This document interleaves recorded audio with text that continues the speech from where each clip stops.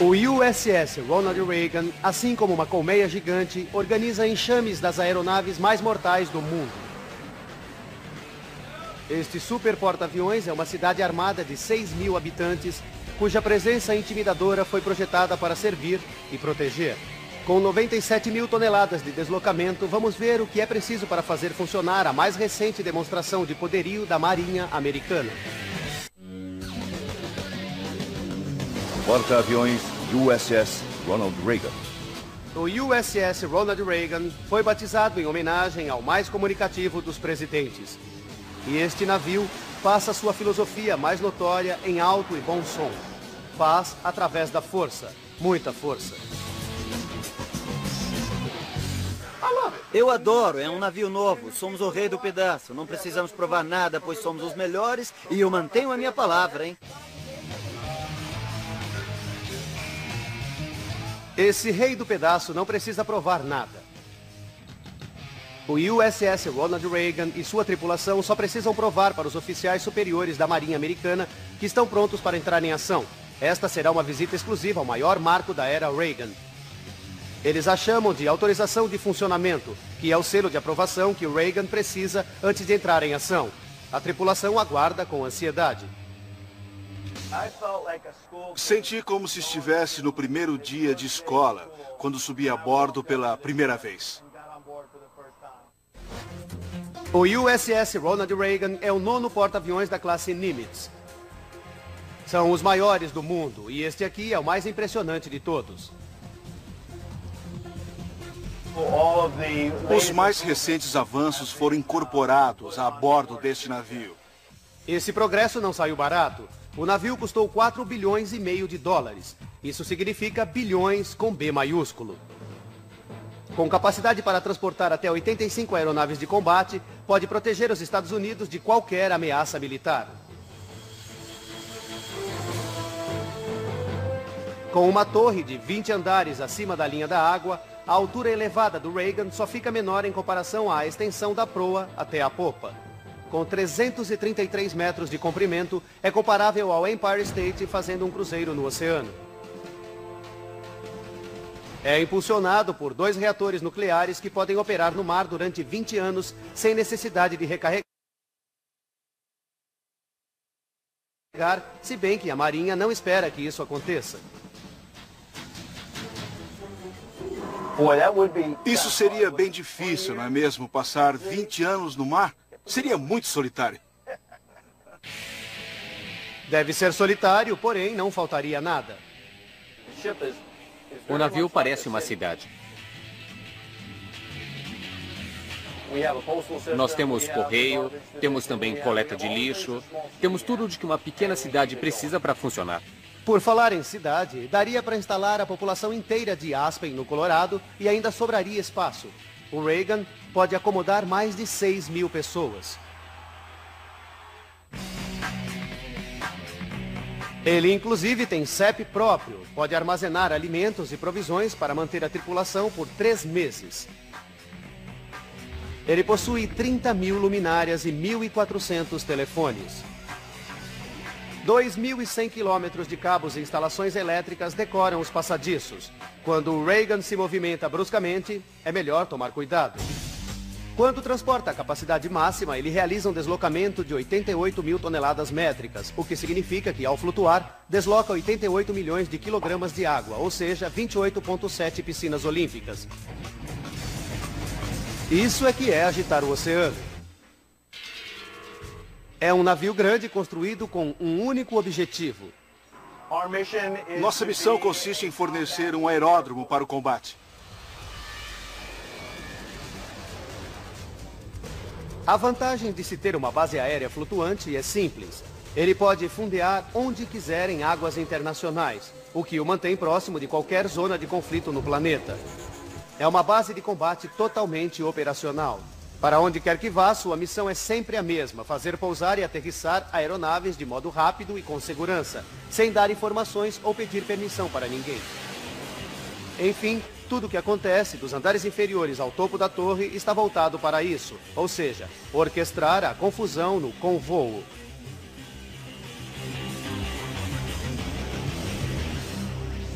O porta-aviões tem 4,5 acres e provavelmente são os 4,5 acres mais perigosos do mundo. Um local onde a precisão absoluta pode ser subjugada pelo perigo. Tudo pode mudar drasticamente. Um local em que a prontidão exige total atenção. Mas se você se desconcentrar por um segundo no convoo, pode se machucar.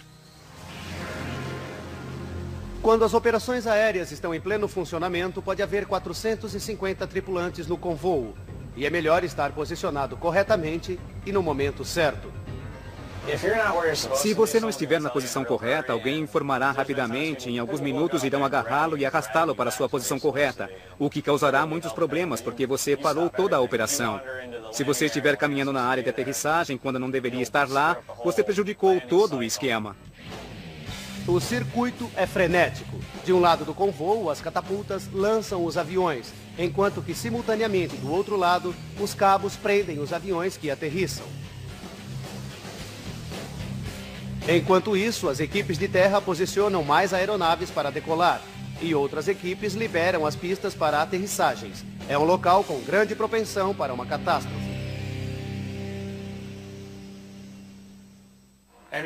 Tudo que poderia acontecer com uma aeronave já aconteceu no porta-aviões.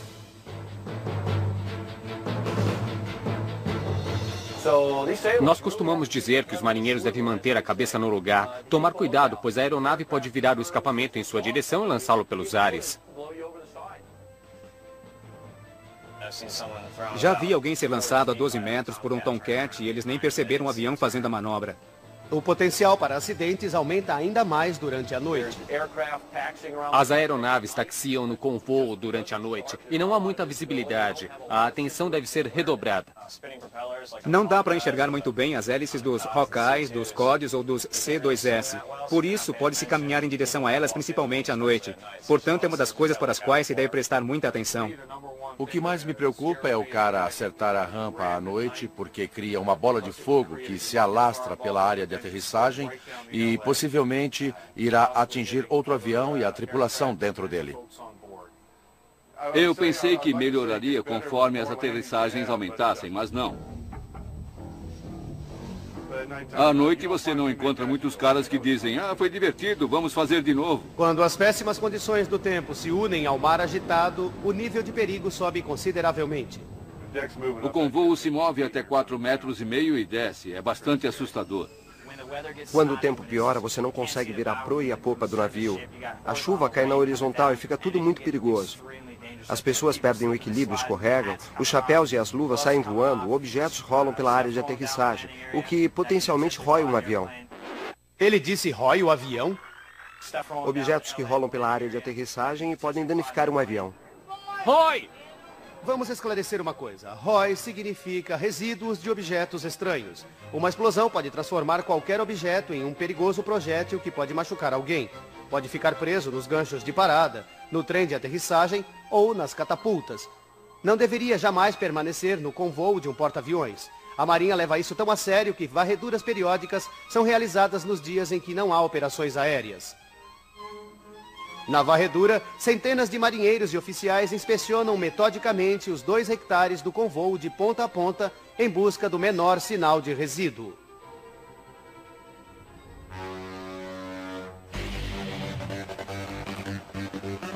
Mesmo operando na confusão do convoo, até mesmo os mínimos detalhes fazem a diferença. Entretanto, a diferença maior está no Reagan propriamente dito. O convoo é apenas o topo da pirâmide. Há uma combinação de detalhes que o tornam a nova maravilha dos oceanos. Ou simplesmente, o USS Ronald Reagan é um barco grande e mau.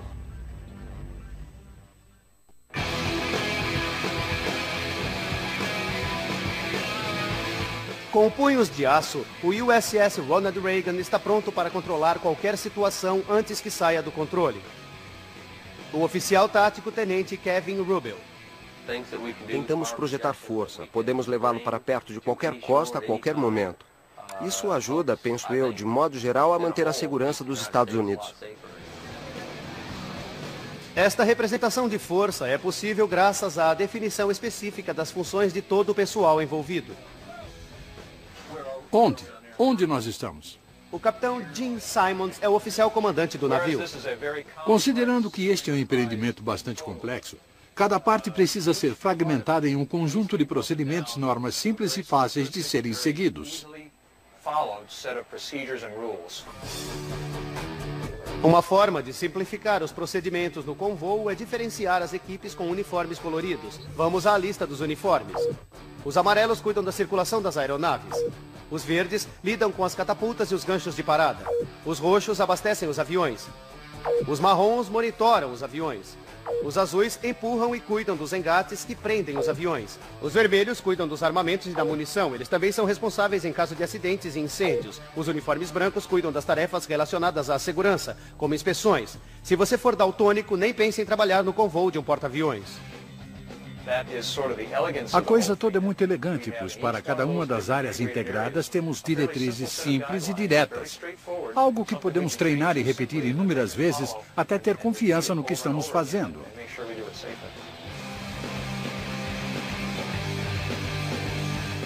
Realizar as operações no convoo com segurança é um requisito fundamental, já que o USS Ronald Reagan está sendo testado para se qualificar para o serviço militar. Ou, em outras palavras, obter autorização de funcionamento no convoo.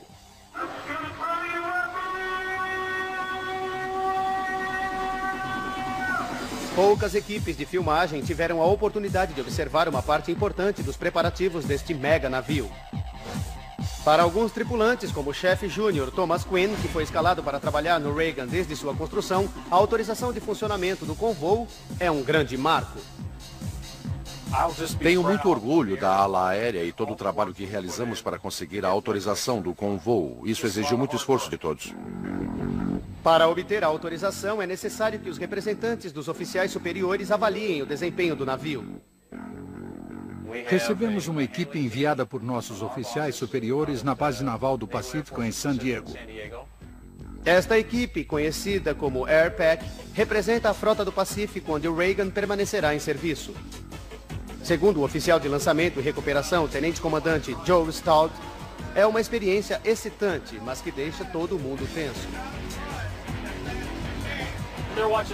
Eles observam a ala aérea executar os dois procedimentos e os cuidados com a segurança.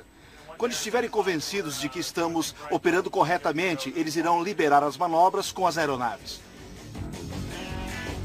Para o chefe da ala aérea, William T. Cooney, que coordena as operações aéreas, este é um grande dia. Estaremos liberados para operar o porta-aviões em qualquer tipo de situação.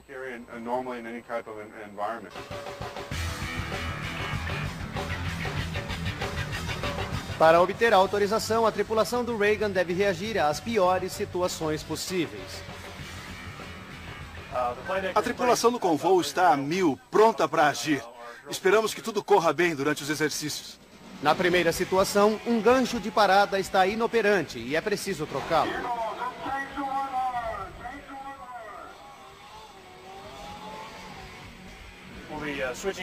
Vamos substituir um gancho. Ele pode se prender no motor ou falhar. Por isso temos que removê-lo do convoo para que a aeronave possa decolar. Portanto, nossos ABES Aviation, Boatswain's Mates, são cronometrados para saber o quão rápido eles podem remover o antigo e substituí-lo por um novo. 1 minuto e 46, mais um exercício realizado com sucesso. Agora teremos o exercício de barricada. A barricada consiste em uma rede gigante projetada para capturar os aviões em situações de emergência durante a aterrissagem. Se estiver com problemas, basicamente é a única esperança de o piloto salvar o avião. Vamos, vamos, vamos! As equipes prendem a rede aos braços hidráulicos que servem como pilares para a barricada. Temos que realizar tudo em pouco tempo. A barricada precisa estar armada e na altura correta. Com o tempo de 3 minutos e 44 segundos, a barricada já está fora da lista. Próximo passo, exercício de combate a incêndio.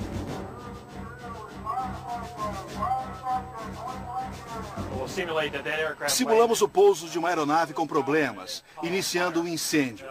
A equipe do convoo irá se aproximar do avião, estender as mangueiras e combater o fogo. O Reagan está preparado com vários equipamentos de combate a incêndios, pois o potencial para a catástrofe é altíssimo em um porta-aviões. O sistema de lavagem do convoo está sendo testado. 2 hectares estão sendo lavados com cerca de 80 mil litros de água por minuto. O convoo também tem estações AFFF, estrategicamente posicionadas. AFFF significa Aqueous Film Forming Foam, uma espuma para combater incêndios das classes A e B. O sistema de lavagem combinado com o AFFF torna o combate a incêndios eficaz. O porta-aviões é dividido em 20 zonas. Portanto, é possível localizar o incêndio, saber em que zona está, apertar um botão e o AFFF sairá do convoo e apagará o fogo. As equipes enfrentam as diferentes dificuldades com muita perícia. Os sinais de aprovação do AirPack são encorajadores. Mas o que acontece aqui não é a única questão que importa quando se trata de assegurar que o porta-aviões está apto a entrar em ação. Este deck é uma ferramenta importante no plano geral das táticas militares. Nos andares inferiores, a engenharia de combate reúne a maior quantidade possível de elementos para analisar o panorama geral. Em termos bem simples, a engenharia de combate funciona como os olhos do navio.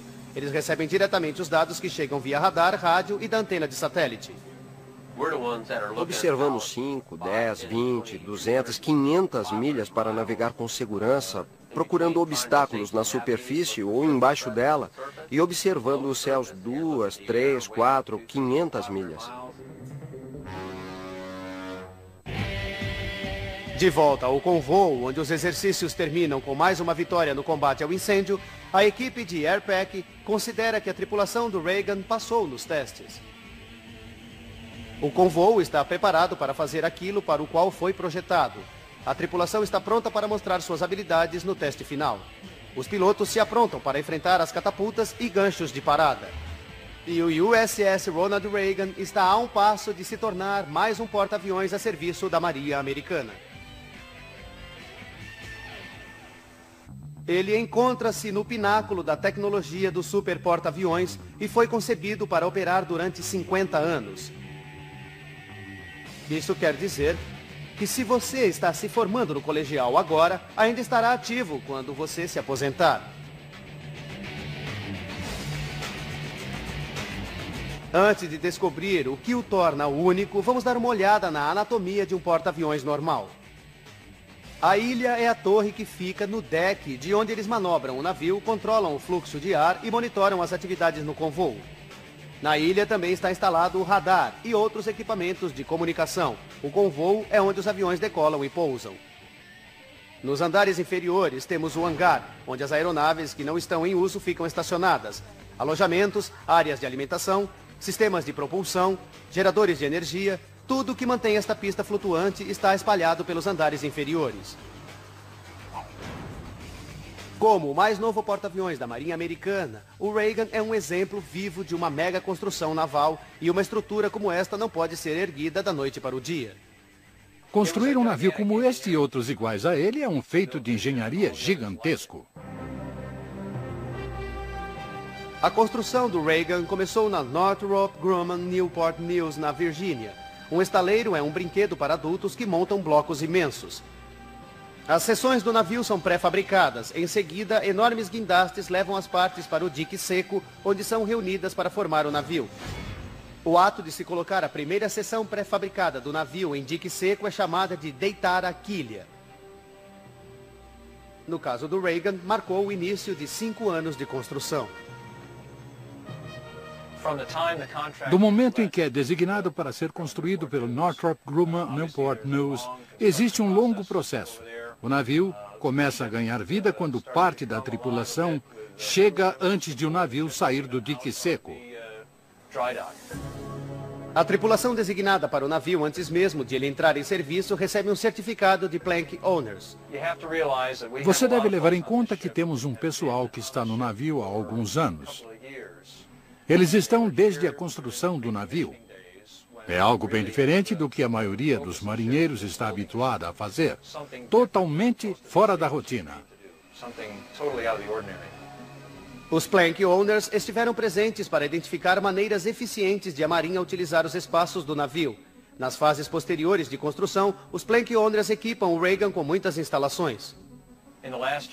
No último ano, o desafio para a tripulação e o estaleiro foi tornar o navio habitável, de modo que a tripulação pudesse subir a bordo. Como porta-aviões da classe Nimitz, o design básico do Reagan mudou muito pouco desde o primeiro navio da classe Nimitz construído em 1975. E como não há alterações drásticas visíveis, aquelas que ocorreram tornam o Reagan uma máquina de guerra impressionante. A começar pelo topo, a ilha do Reagan é a principal mudança no design das ilhas da Marinha desde os anos 60. Ele foi construído com bastante espaço extra para acomodar tecnologias imprevistas que surgiriam no futuro. Quem sabe o que pode acontecer em 50 anos? A nova ilha também fornece melhor funcionalidade para o pessoal a bordo. Deixamos mais espaço atrás da cadeira do capitão para os oficiais conselheiros, para que tenham uma visão melhor das operações aéreas, ao contrário do que ocorre nas outras pontes. Uma das alterações mais significativas no design do Nimitz está abaixo do nível da água. Uma das principais modificações é a proa em forma de bulbo. É um detalhe de muitos navios em todo o mundo. Nós colocamos isso no porta-aviões para que a proa flutue mais. E, é claro, para ajudar no lançamento e recuperação dos aviões, principalmente no lançamento. Pois precisamos fazer com que a proa fique o máximo possível alinhada ao horizonte, no caso de escuridão total. A proa em forma de bulbo fornece maior flutuabilidade porque é um pouco mais comprida e nos dá um pouco mais de velocidade. Então, o Reagan tem algumas vantagens, mas mesmo assim, ele terá de passar por uma bateria de testes. Conhecida como sacudidela. Forçar o navio, realizar muitos voos e exercitar o navio. Você força para descobrir o que está funcionando e o que não está.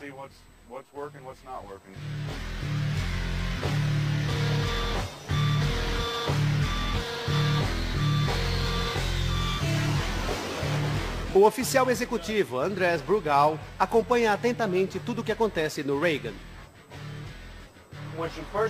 Quando saímos pela primeira vez, checamos para saber se tudo havia sido instalado corretamente e se o navio havia sido montado corretamente. Eles chamam isso de teste no mar. Teste no mar é uma parte importante que envolve levar o navio para alto mar e testar os limites para saber até onde ele aguenta. Nosso capitão é bem agressivo. Ele gosta de forçar o navio até os limites para os quais ele foi construído. Quando saímos na semana passada, o capitão pediu o máximo de velocidade e forçou a pá do leme. E o convoo, que agora está reto, estava inclinado a 12 ou 15 graus. Quando o convoo de 90 metros está em um ângulo de 15 graus, você tem uma visão impressionante.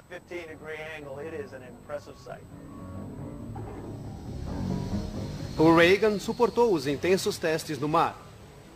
Agora, a tripulação precisa ficar afinada e, para isso, deve repetir os exercícios exaustivamente.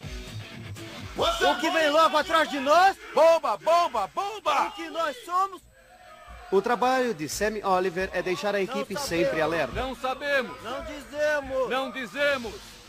As bombas não são verdadeiras, mas a equipe as trata como sendo reais. Eles sabem que o tempo é um fator crucial durante a batalha. Líderes da equipe no comando. Quando se trata de lidar com explosivos, a equipe deve estar disposta a colocar seu nome em jogo, literalmente. O meu GA está colocando o nome dele e a data. O número VIT confirma que ele checou o armamento hoje em tal horário para ser usado nesta missão. E está pronto para ser lançado. Certo. Na mira o tempo todo. Certo. Enquanto a artilharia aprimora seu trabalho nos andares inferiores, outro procedimento está acontecendo. Carregamento de combustível enquanto o barco está em alto mar.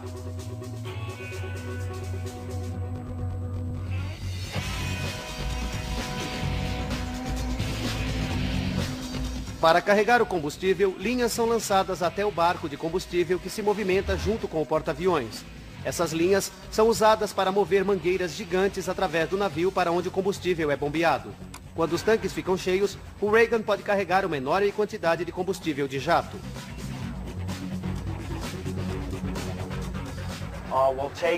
Nós carregamos 3 milhões de galões, que não serão usados no navio, mas nas aeronaves embarcadas.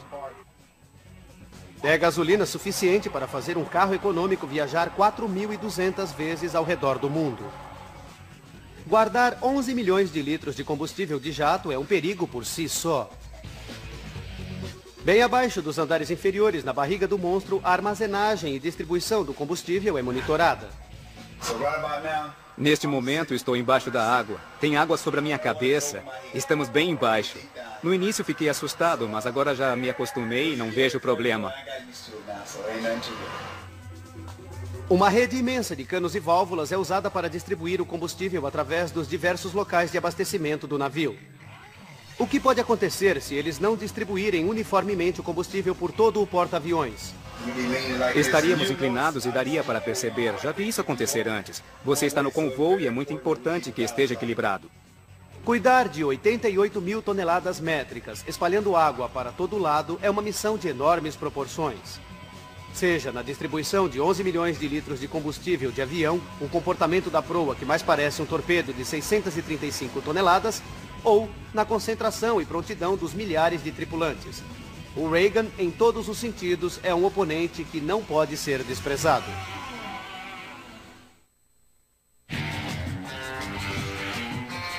O USS Ronald Reagan, com seu convoo a céu aberto, atravessando o Atlântico, contrasta muito com o que ocorre abaixo da superfície. O que existe são os andares inferiores e um labirinto de corredores de aço. Para os marinheiros, esse imenso labirinto não é apenas um espaço para se locomover, mas é a casa deles. Imagine a situação: viver com 6 mil pessoas neste cubículo claustrofóbico durante meses sem ter para onde fugir. Quando se trata do cotidiano dos marinheiros a bordo do Reagan, a comandante-chefe sênior, Kathy Hanson, oferece orientação. Quando entrei na Marinha, eu tinha 18 anos, era uma rebelde. Entrei para a Marinha em busca de orientação e hoje posso ajudar os outros marinheiros a conquistar isso, o que eu consegui alcançar. E é algo formidável.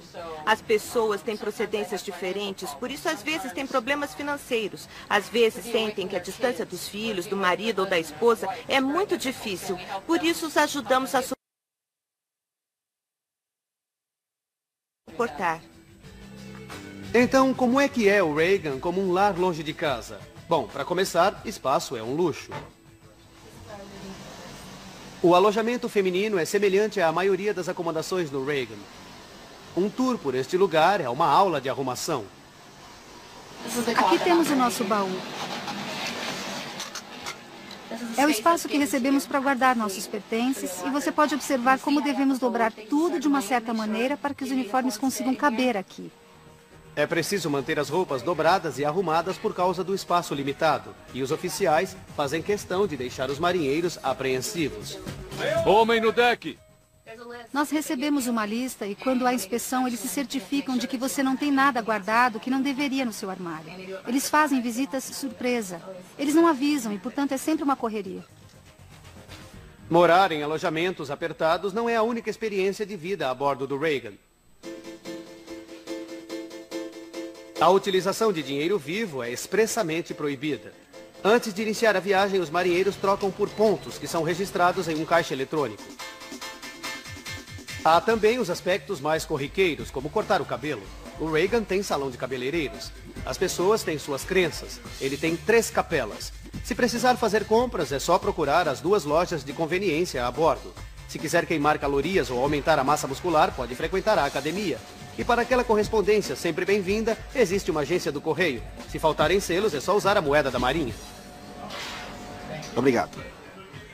O Reagan oferece várias atividades para os marinheiros de folga, mas manter a rotina de tanta gente é uma enorme incumbência. Vamos pegar como exemplo a lavanderia. A maioria trabalha 12 horas por dia, 7 dias por semana. Quando o Reagan opera com sua capacidade máxima de 6 mil tripulantes, isso equivale a um carregamento de uniformes suados. Além disso, são 28 mil lençóis de cama e 14 mil fronhas. E você acaba com uma enorme leva diária de roupa suja. Ao todo, estas máquinas processam aproximadamente 5 toneladas de roupa por dia. Somente as roupas dos oficiais chegam até as tábuas de passar roupa. Nós passamos os uniformes caques dos oficiais e chefes. Para quem trabalha aqui, existe uma pressão para deixar tudo perfeitamente engomado. Principalmente se for do capitão ou dos oficiais superiores. Nos asseguramos de que estarão prontos para entrar em ação. E se eles não estiverem com boa aparência, então nós é que ficamos constrangidos. Pode esquentar bastante aqui embaixo e o pessoal tem que suportar meias sujas dos colegas. Porém, o serviço de lavanderia fecha aos domingos, o que significa que a turma só trabalha 6 dias na semana. É uma vida fácil no Reagan. Para quem vive no porta-aviões, um dos maiores prazeres é desfrutar de uma saborosa refeição.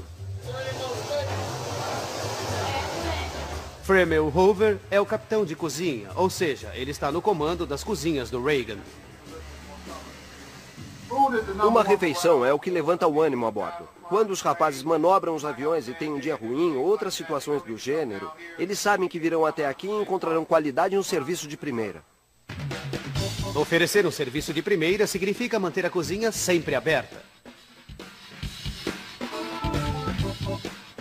Funcionamos 23 horas por dia. Somos um entre poucos navios que fazem isso atualmente, manter um serviço de alimentação constante. Fechamos apenas por 1 hora para a limpeza. No navio há 11 salas para guardar alimentos, 7 para alimentos secos, sem refrigeração, e os outros para mantê-los congelados. Aqui embaixo, se ninguém notar, existem algumas vantagens. Ao todo, o Reagan possui capacidade de armazenar alimentos para 6 mil tripulantes bem alimentados por 3 meses. Quando a tripulação está satisfeita, você tem um navio feliz. Todos ficam felizes. Tudo funciona bem. Recebemos muitas dicas da tripulação e damos a eles o que eles pedem. Dar ao cliente o que ele quer parece filosofia de empresa privada, que é exatamente o caso aqui. As pessoas que trabalham nas cozinhas não são mais conhecidas como especialistas de gerenciamento de massa. Eles são chamados de especialistas em culinária, algo que é novo para a Marinha. Eles agora recebem os mesmos certificados que seus colegas civis. É difícil calcular devido ao funcionamento constante, mas as estimativas oficiais sugerem que quando o Reagan opera com sua capacidade máxima, são servidas mais de 18 mil refeições todos os dias. Todo este consumo gera uma enorme quantidade de lixo, tais como ossos e guardanapos, que não desaparecem simplesmente. É uma cidade de 6 mil moradores que não tem aterro de lixo. Patrick Maynard comanda uma das 5 usinas de resíduos sólidos. Segundo ele, quando se trata de lixo, a tripulação do Reagan manda ver. Chega a ser um saco. Na verdade, é bastante atribulado. Recebemos lixo constantemente. 24 horas por dia tem lixo chegando aqui. É necessário uma variedade de máquinas para processar os diferentes tipos de lixo. Tudo que for roupa, madeira ou derivado é jogado neste incinerador. O conteúdo é queimado a 660 graus Celsius e as cinzas são jogadas no mar. Mas o calor intenso não é a única maneira de processar o lixo. Um banho de água salgada também prepara certos materiais para serem jogados no mar. Tudo que pode ser processado, como papel, alimentos e seus derivados, é colocado dentro da processadora de polpa, cujo interior gira, quebrando as partículas, e depois jogamos tudo no mar. Por razões ambientais, os materiais plásticos não podem ser jogados no mar. Por isso, esta máquina comprime o material em unidades mais compactas. E eles acabam virando uma espécie de pizza. Parece uma pizza. Os blocos saem assim, comprimidos e derretidos. Essas pizzas serão depois transportadas para depósitos de lixo em terra. Parece um trabalho sujo, mas o que acontece aqui embaixo mantém a limpeza no Reagan. Será que existe vida noturna nesta cidade sobre o oceano? Bem-vindo ao hangar. Esta área para guardar aviões de 7 mil metros quadrados vira uma praça pública. As luzes coloridas não servem para criar um ambiente. Elas dificultam a visibilidade do inimigo à noite. Mas as pessoas que se reúnem aqui não querem passar desapercebidas. Elas querem se divertir. Karaokê, lutas de sumô, aulas de defesa pessoal. O hangar é um parque gigante sem pombas. Da vida noturna ao centro da cidade no hangar, há a rotina diária de milhares de trabalhadores que tomam conta da população do navio. Tudo indica que o Reagan é uma cidade sobre o mar e muito mais. Tudo que puder imaginar em uma cidade, nós temos a bordo deste navio. A diferença é que a nossa missão é proteger os Estados Unidos.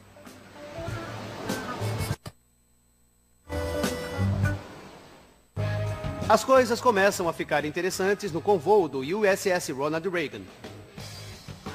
Após assistir os exercícios sem as aeronaves, a equipe do Airpack vai dar o sinal para seguir em frente e realizar os lançamentos e as recuperações dos aviões.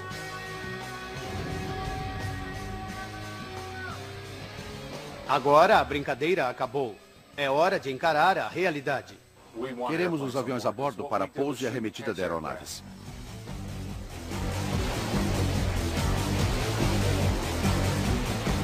Chegou o momento das operações aéreas, mais conhecidas como Flight Tops.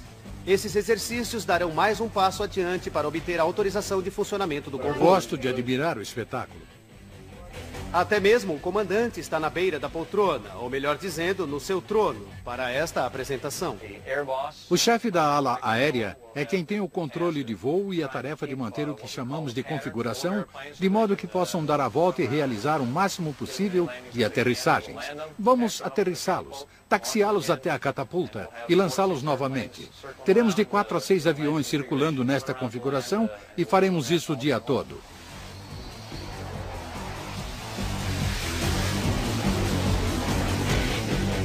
William Cooney é quem coordena este exercício. Minha tarefa como chefe da ala aérea é garantir a execução imediata das manobras e fazer a aeronave pousar e decolar no porta-aviões em segurança.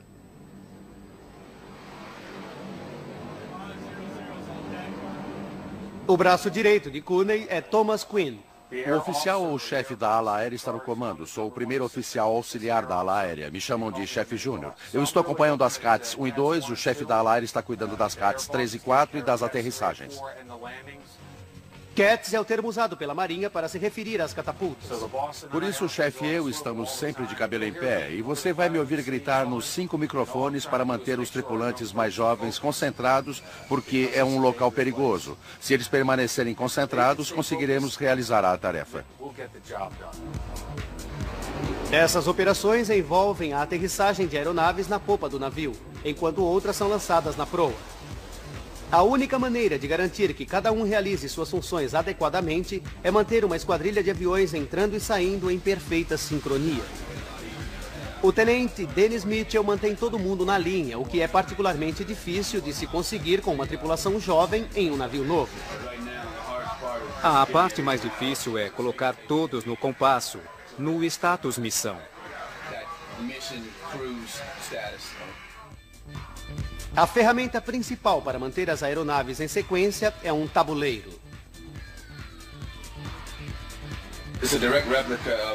É uma réplica do convoo.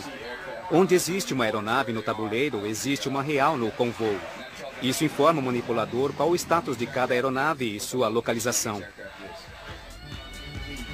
Enquanto o manipulador se preocupa em manter as atividades no convoo, o pessoal que manobra o Reagan deve se concentrar na posição do navio. 070, ok? Nosso aeroporto é móvel, por isso temos que estar coordenados com a equipe da ponte.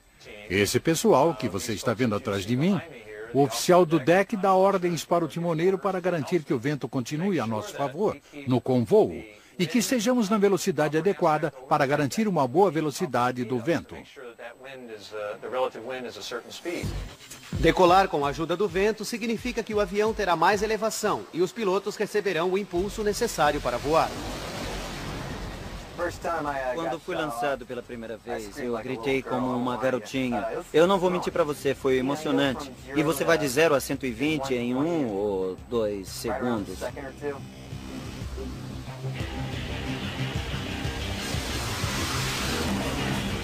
A melhor parte é o lançamento na catapulta. Você não vê mais nada a não ser a água à sua volta. Você sabe que irá voar e se prepara. Eles dão tensão, você pisa no acelerador e o jato então está pronto para partir. Daí o cara toca no deck, a cabeça cai para trás e os braços vão para frente. É uma descarga incrível de adrenalina. Vai de 0 a 200 km por hora em 2 segundos e meio. É a melhor sensação que existe. É divertido, é inacreditável. É a melhor montanha-russa do mundo. Quando se trata de pousar, os pilotos encaram um novo desafio que veio junto com este impressionante navio. O Ronald Reagan é o único que tem 3 ganchos de parada em vez de 4, como os outros porta-aviões. Então, o que significa ter um gancho a menos? Para esses pilotos não faz muita diferença. No entanto, são 3 ganchos, é a mesma caixa de aterrissagem. E a aproximação é exatamente a mesma. Você nunca olha para os ganchos quando está descendo, você está sempre olhando a tela. Quando estou me aproximando, observo as 2 agulhas que ficam no meu HSI. É uma tela na minha frente. Como piloto, tenho que manter as agulhas no centro e para mais ou para menos, procurando a rampa de deslize, da esquerda para a direita e procurando o alinhamento.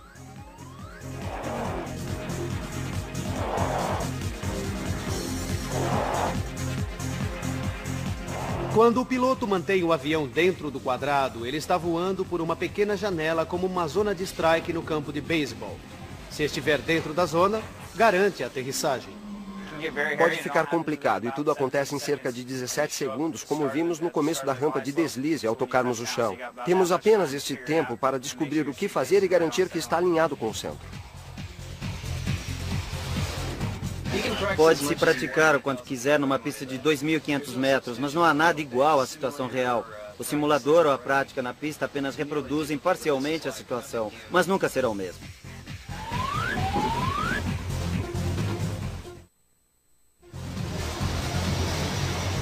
Como parte dos exercícios de treinamento do dia, muitos pilotos executam toques e arremetidas. Toque e arremetida é quando o engate fica acoplado e você não parou. Ainda é considerado uma manobra válida. Às vezes, o que parece um toque e arremetida é uma aterrissagem mal feita. Eles chamam isso de parafuso. Um parafuso é quando você perde os ganchos e dá a volta porque está muito alto ou muito rápido. É embaraçoso, mas todos estão sujeitos a isso de vez em quando.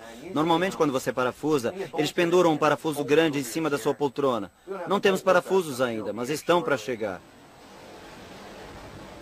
Os exercícios não servem apenas para aperfeiçoar a habilidade dos pilotos, mas todos passam por um teste que acelera o nível de adrenalina.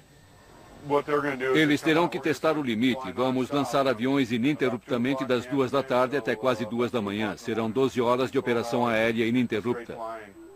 Quando escurece, o navio fica pouco iluminado. A quantidade de luzes acesas é o mínimo necessário para que os inimigos não o avistem. Isso força os pilotos a fazer voos cegos. Sabe, quando se está a 10 milhas, não dá nem para ver o navio. Pode-se ver uma luz no horizonte, na água, mas isso é tudo. Não dá para saber ao encontro de que se está indo.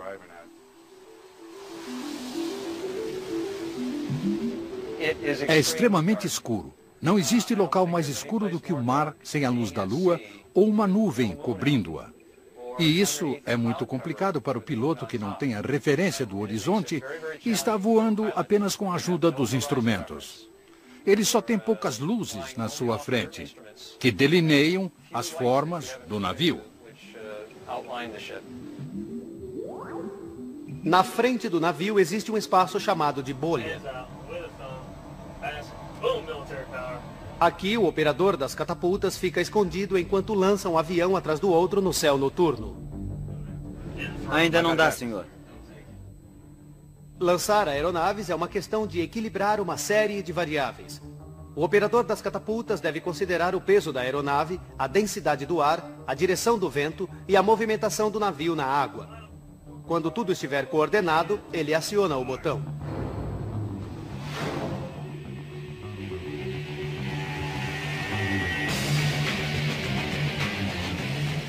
Quando todos estão instruídos, é isso que acontece no porta-aviões. O Reagan foi construído para lançar e receber aviões. E agora ele foi autorizado para entrar em ação. Próximo passo, deixar a estação naval de Norfolk, na Virgínia, e realizar uma viagem de 2 meses para contornar a extremidade da América do Sul para chegar ao seu destino, o porto de San Diego. O navio é muito grande para passar pelo Canal do Panamá, dirigir para o sul e contornar o Cabo Horn. O USS Ronald Reagan é a mais recente demonstração do poderio da Marinha Americana. Para o comandante Simons, comandar esta fortaleza flutuante é uma honra de proporções inimagináveis. Existem apenas 10 porta-aviões impulsionados por energia nuclear. E durante toda a existência desses porta-aviões, um número menor de oficiais do que de pessoas que foram para o espaço comandaram um. Eu digo para as pessoas o tempo todo que devo ser o sujeito mais sortudo da Marinha. Talvez do mundo todo. E apesar desta mega estrutura ter uma personalidade própria, para muitos é a personalidade coletiva dos que servem nele que faz do Reagan o orgulho da frota da Marinha Americana. O que me faz vir para o trabalho com um sorriso no rosto são as pessoas que fazem parte deste navio. Não dá para não ser orgulhoso disso e é o que basta para mim. É a tripulação do Reagan que torna este navio maravilhoso. Para a tripulação, as notícias do falecimento recente do presidente tornam esta jornada para casa e para um novo começo ainda mais significativos. Os homens e mulheres que servem a bordo deste navio fazem esta viagem desconhecendo o que acontecerá quando aportarem em San Diego. Eles sabem apenas que conseguiram passar pelo teste. E para onde quer que eles sejam enviados, estarão prontos para lidar com o poderio impressionante do USS Ronald Reagan. Versão Marshmallow São Paulo.